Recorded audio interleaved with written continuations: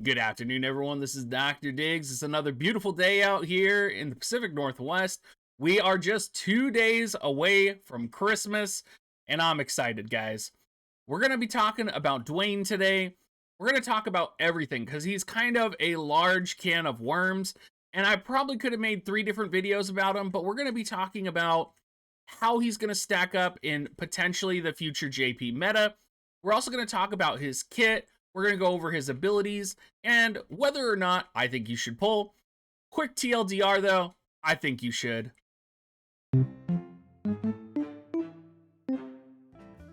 So the first thing I want to talk about, because it's being used as kind of this large argument that you shouldn't be pulling for Duane, and that's the future of the meta, right?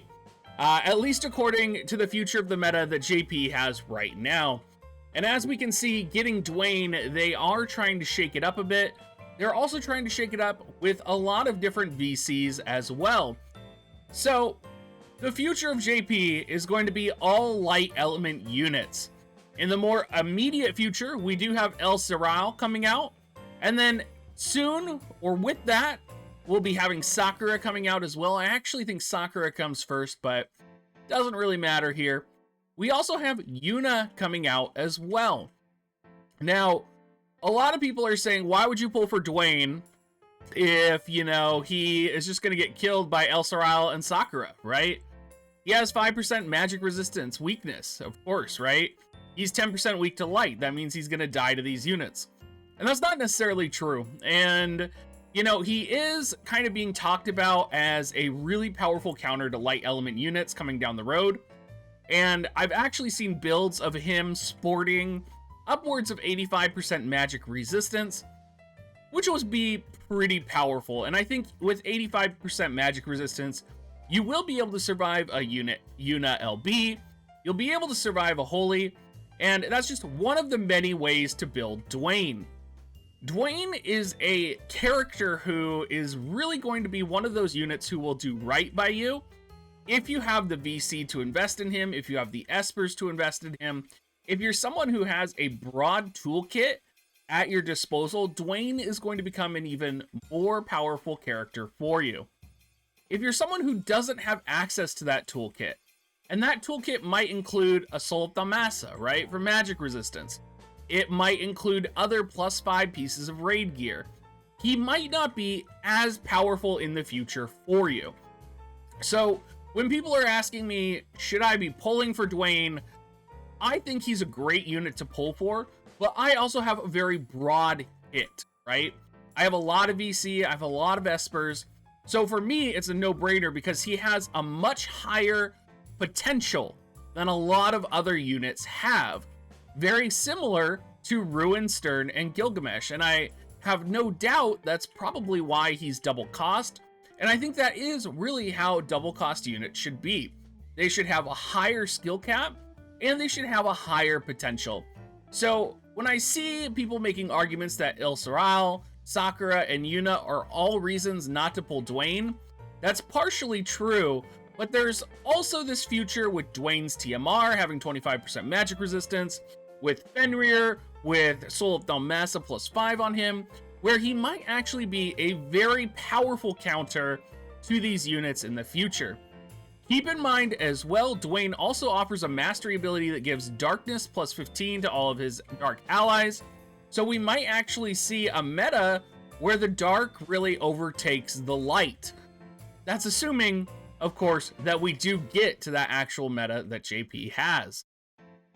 Alright guys, that's kind of my quick overview on the future of Duane, and I want to talk about the units right now, and I want to talk about the units specifically because we never got to do a full character review on Duane, and I'm sure there are people out there who really want to know my thoughts on him and see his toolkit, and so I'm just kind of going to go through this and we'll talk about my thoughts regarding it, and we'll talk about kind of where I see him going in the future, what abilities I think are useful, and actually, shout out just to correct a real quick mistake I made just a few seconds ago. I think I said he was 5% weak to magic. He's actually 5% resistant to magic, as you can see right there. Alright, so Duane is a dark element limited time, 2 times cost UR unit, global exclusive. His primary job is Dark Knight of Remorse, Viking, and Dragoon. Primary weapon sword. Armors is armor, helms, and accessory. I did check, by the way, he cannot equip Oldoa's TMR, so you will be probably using Ziza's bells, or you will be using Glaciela's TMR for that AP generation. His own TMR, Helm of Remorse, gives Defense 6, Spirit 10, HP 386, and it gives magic resistance for the individual unit, plus 25%. This is pretty powerful. This is also pretty niche as well. This is really for people who are going to be running Duane as a tank, and this is really going to be for when we start seeing the future metas of Yuna, and of when we start seeing things such as Sakura really becoming dominant.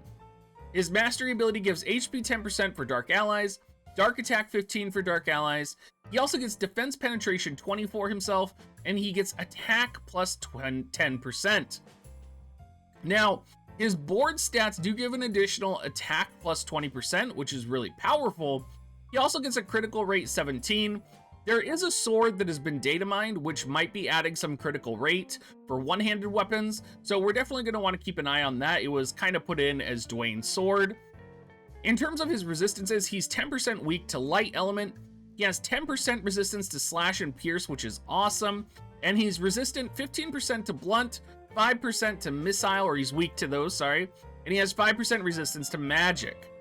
Now his limit burst, Death Scythe, is a 200% modifier 2-hit dark attack. It costs 58 AP, which is a lot. I don't see us using this a lot when we have units like Ruinstern or Stern with the Exorcist VC. I think you'll be putting your resources elsewhere and using Duane as just like a dark slash unit to perpetuate the chain when we're doing like raids or when we're doing other really demanding content. Or you might see a situation where Duane's enmity is just kind of used as a way to distract a monster, very similar to the Golbez strategies that we saw in Trials of Reckoning, where you would put Vow of Love on the middle unit, move them back, and it would draw Golbez in. So it'll be really interesting to see how that kind of manipulates the AI. So I don't think we'll be seeing it for his chaining ability. You never know, though. Probably one of the most important things, which a lot of people have pointed out, though, is that he does have resistance to confusion and stop, 10% resistance to disable, which will be really good when we're going up against Duane's themselves. He's going to be an Agrius killer, guys. He's going to be, you know, drawing Agrius's ire. And quick shout out, I do believe he can still be confused by Agrius's limit break. I don't believe this gives him full immunity. Let me actually go check, because I know that a lot of the status ailments are 67% for chance to land.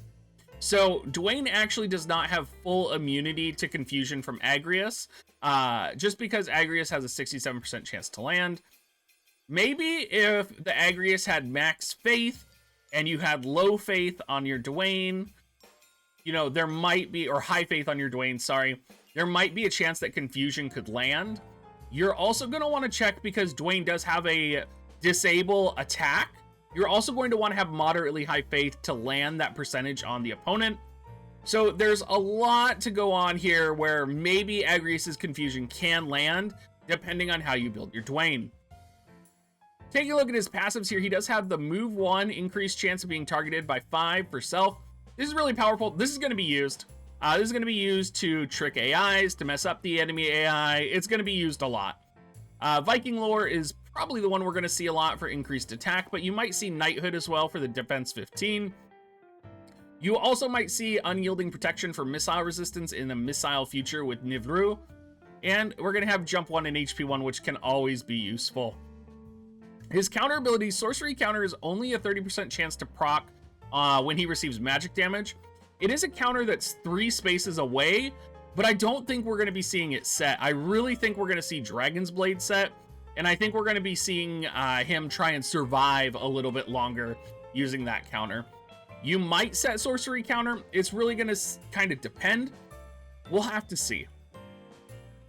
In terms of his main job abilities, Rising Twilight, he's going to be the only dark element unit that can lower resistances 38% for dark enemies, or for enemies. So this is what really puts him in that niche for teamwork with dark units, right? It gives him dark resistance, minus 38% on enemies. Going to be very powerful.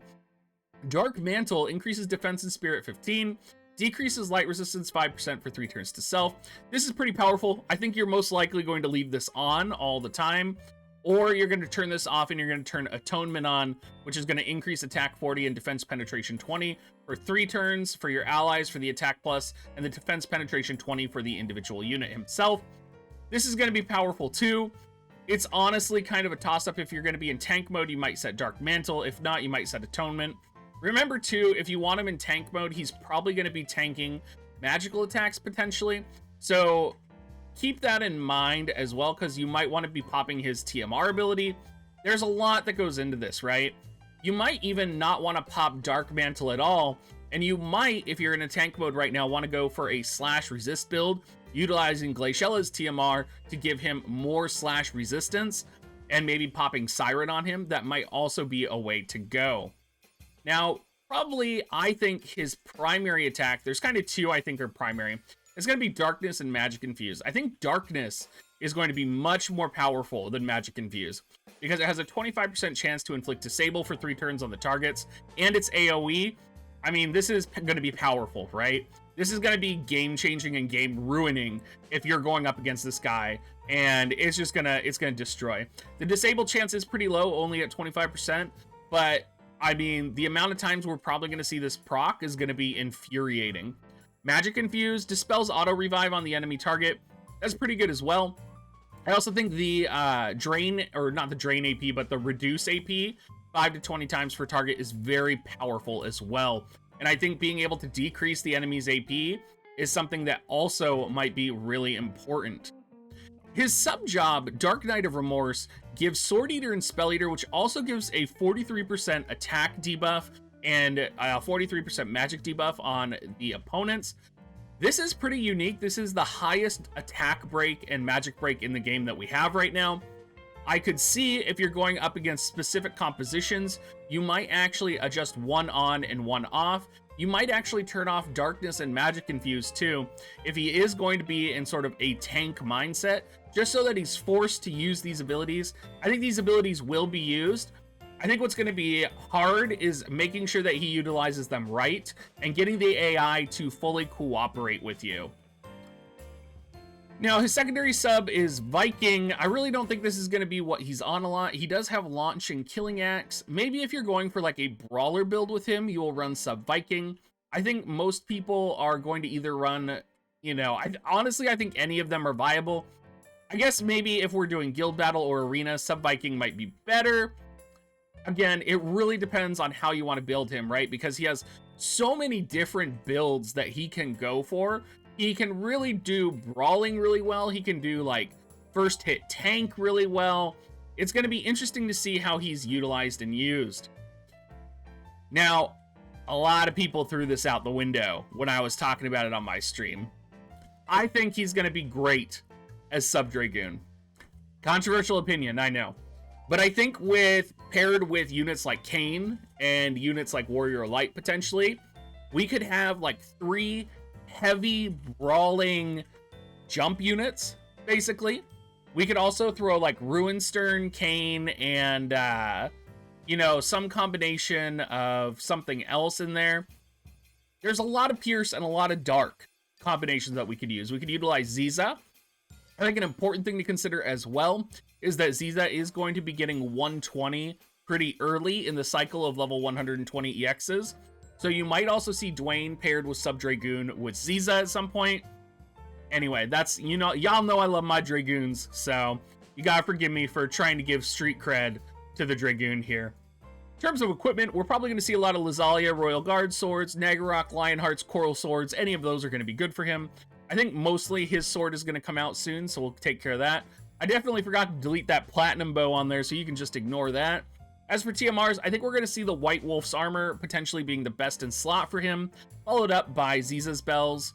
Armor of Light, Helm of Remorse, any of those will be, you know, fine with him. Sortilege.